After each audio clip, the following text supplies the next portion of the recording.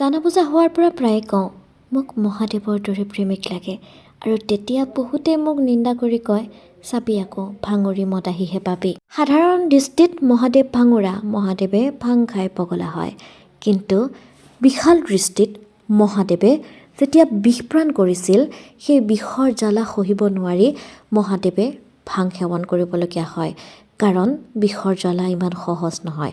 আৰু মহাদেৱে বিষ ধাৰণ কৰিছিল আমাক ৰক্ষা কৰিবলৈ, বিশ্ব ব্ৰহ্মাণ্ডক ৰক্ষা কৰিবলৈ। সেই কথা কিন্তু আমি পাহৰি গৈ কেৱল আমি কওঁ মহাদেৱে ভাং খায়, গতিকে মহাদেৱৰ দৰে প্ৰেমিক হ'বলৈ হ'লে ভাঙুৰি মদাহীহে পাম। সম্পূৰ্ণ মিছা কথা।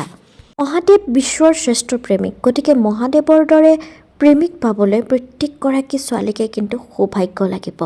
মহাদেৱৰ দৰে প্ৰেমিকে আপোনাৰ শক্তি হৈ আপোনাৰ লগত সদায় থিয় হৈ থাকিব, আপোনাৰ ভৈৰৱ হৈ সদায় আপোনাৰ সৈতে থাকিব। নিজে প্ৰমাণ পাইছোঁ, সেইবাবেই কৈছোঁ।